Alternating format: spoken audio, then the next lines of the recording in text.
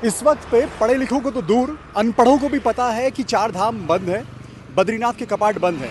लेकिन इसी बीच में गुरुवार के दिन बद्रीनाथ में एक कार्यक्रम आयोजित हुआ, सूर्य देवभूमि चैलेंज। और इस कार्यक्रम के दौरान वहां पर नाच गाना हुआ। पहले आप नाच गाने की तस्वीरें देखिए, जिसमें साफ तौर पे बद्री विशाल को पुकारा जा रहा है।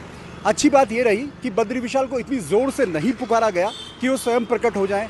भगवान तो प्रकट नहीं हुए, लेकिन बार बार भगवान को उनके नाम से जरूर पुकारा गया, उनका नाम वहां पर उच्चारित किया गया। अब बद्रीनाथ के कपाट बंद चल रहे हैं, सबको पता है। बद्रीनाथ में सिर्फ इस वक्त अगर कोई जा सकता है तो बीकेटीसी की टीम, जिला प्रशासन, पुलिस, आईटीबीपी या फिर सेना, और वो भी कुछ वहाँ वाजिब वजह से जा सकते हैं, कुछ सुरक्षा कारणों से सेना उससे भी आगे जा सकती है चीन बॉर्डर तक। हालांकि चीन के साथ फिलहाल भारत का कोई युद्ध नहीं चल रहा है।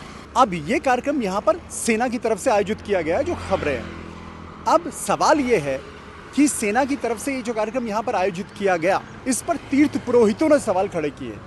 तीर्थ पुरोहितों का कहना है कि 6 महीने नर पूजा होती है, यानी जब कपाट खुलते हैं और कपाट बंद होने तक, और 6 महीने नारायण पूजा होती है, जिस दिन कपाट बंद होते हैं और उस दिन से खुलने तक।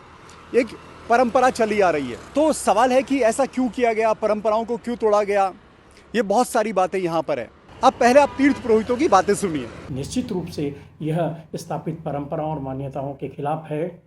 जब कपाट बंद हैं और देव पूजा इस समय चल रही है, तो निश्चित रूप से देव पूजा की जो प्राचीन समय से चली आ रही है अवधारणा के खिलाफ है। और जिस तरह से आज ये कार्यक्रम आयोजित किया गया, बड़ी संख्या में वहाँ लोग मौजूद रहे, तो निश्चित रूप से परंपराओं के साथ खिलवाड़ है। और हमारा सरकार से मांग है कि इस तरह की गतिविधियाँ नहीं की जानी चाहिए। एक परंपरा है, परंपरा बचानी चाहिए। और यहाँ तक कि वहाँ पे न तो घंटे बजाए जाते हैं, न झंडे लगाए जाते हैं। एकदम षड्मासम दैवते ही पूज्या षड्मासम मानव तथा पूरा देवताओं का मनुष्यों का काल दिया है।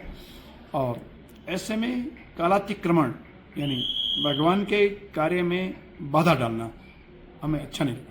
ये ठीक नहीं, ये गलत परंपरा पड़ रही है आने वाले भविष्य के लिए। वहाँ कोई भी कार्यक्रम होते हैं, वो सिर्फ कपाट उद्घाटन एक बार हो जाता है, उसके बाद ही सारे कार्यक्रमों की शुरुआत होती है बद्रीनाथ के अंदर। ये पहली बार ऐसा होने जा रहा है कि इतिहास में पहली बार ऐसा होने जा रहा है कि अभी तक कपाट उद्घाटन नहीं हुआ, वहाँ सांस्कृतिक कार्यक्रम की शुरुआत हो चुकी है। ये भविष्य के लिए ठीक नहीं है। तीर्थ पुरोहितों के आरोप भी बिल्कुल साफ साफ है। सेना को अनुशासित माना जाता है, सेना को शांति प्रिय माना जाता है। आप किसी कैंट से गुजर जाइए, किसी आर्मी एरिया से गुजर जाइए, आप अगर जोर से कुछ बोल भी दें तो हो सकता है आपको वहाँ पे जो खड़ा जवान हो डांट दे। आप किसी कैंट में सीधे एंट्री भी नहीं कर सकते, सिविल आदमी एंट्री नहीं कर सकता। अब बद्रीनाथ जो है वो भू वैकुंठ है, यानी धरा में वैकुंठ, क्योंकि वैकुंठ जो गया वो वापस तो कभी नहीं आया, इसलिए वैकुंठ कैसा है वो किसी ने नहीं देखा। लेकिन धरा में अगर वैकुंठ है तो बद्रीनाथ है। वहाँ पर भगवान विष्णु का मंदिर है, ये भी सब जानते हैं।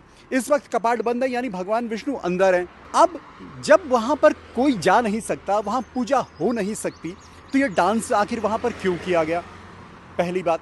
दूसरी बात, अगर सेना ये मानती है, क्योंकि गढ़वाल राइफल का जो जय घोष है वो जय बद्री विशाल है, अगर सेना ये मानती है कि भगवान भी कुछ है, भगवान को कुछ दिखता है, भगवान कुछ सुनते हैं, भगवान कुछ खाते हैं, भगवान सोते हैं, तो ये डिस्टर्बेंस नहीं होना चाहिए था। और अगर सेना ये मानती है या आयोजक ये मानते हैं कि भगवान सिर्फ एक पत्थर है और बद्रीनाथ एक जगह है, वहाँ एक मंदिर है, मंदिर के अंदर एक पत्थर है, अभी जब 23 तारीख को कपाट खुलेंगे उस पत्थर को देखने के लिए अगर लोग जाएंगे, अगर सेना ये मानती है, तो फिर कपाट बंद होने का मतलब ही नहीं होना चाहिए।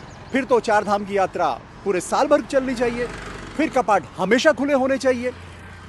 खास बात ये थी कि इस कार्यक्रम में सीडीएस भी पहुंचे थे। अब ये भी सवाल है कि सीडीएस जब वहां पर मौजूद थे तो कहीं से तो इसके लिए परमिशन हुई होगी। और ये भारत है, लोकतंत्र है, कोई पाकिस्तान भी नहीं है, पाकिस्तान की सेना भी नहीं है, जहां चाहे तंबू गाड़ दिया, जब चाहे किसी प्रधानमंत्री को अपदस्थ कर दिया, उसे सत्ता से बेदखल कर दिया। सेना है, भारतीय सेना है, पाकिस्तान की सेना भी नहीं है। यानी आप भी समझते होंगे कि व्यवस्थाएं क्या होती है, लोकतांत्रिक देश में परंपराओं की क्या मान्यताएं हैं, परंपराएं क्यों बनाई गई हैं। तो इस पर ज़रूर सवाल पूछा जाना चाहिए कि आखिर ये कार्यक्रम वहाँ आयोजित हुआ ही क्यों। अगर आप विष्णु भगवान को और बद्रीनाथ भगवान को भगवान मानते हैं, जीवित मानते हैं, तो कार्यक्रम आयोजित नहीं होना चाहिए था, जो तीर्थ पुरोहितों का भी कहना है। और अगर आप ये मानते हैं कि वो सिर्फ एक शिला है, एक पत्थर है, फिर शंकराचार्य भी कुछ नहीं होंगे, फिर व्यवस्थाएं भी कुछ नहीं होंगी, तो फिर तो सबको जाना चाहिए। फिर हरियाणा से मासूम शर्मा को लेके जाते, जो कुछ उसने डीएवी कॉलेज में कहा फिर वो सब कुछ बद्रीनाथ में कह देता, फिर और प्रचारित प्रसारित होता। और देहरादून में तो सैन्य धाम बनकर तैयार है, 5वां धाम, जिसे ठोक बजा के कहा जा रहा है कि बद्रीनाथ, केदारनाथ, गंगोत्री, यमुनोत्री की जब दर्शन नहीं हो पाएंगे तो आप सैन्य धाम आइए, और जब वो कपाट खुले भी होंगे तो भी आप सैन्य धाम आइए। प्रधानमंत्री ने कहा कि 5वां धाम सैन्य धाम है और सैनिकों को समर्पित है, तो सीडीएस के साथ ये कार्यक्रम यहाँ भी हो सकता था, यहाँ तो और भीड़ जुटती, उत्तर प्रदेश से, दिल्ली से तमाम लोग यहाँ पहुँच सकते थे। तो बहुत सारे सवाल है। परंपराओं से अगर इस तरीके का खिलवाड़ होगा तो ये राज्य के लिए ठीक नहीं है, परंपराओं के लिए ठीक नहीं है, और इसमें कहीं ना कहीं जवाब तलब होना चाहिए। कैमरा पर्सन अनिमेश के साथ दीपांकर भट्ट, न्यूज़ पेज, देहरादून।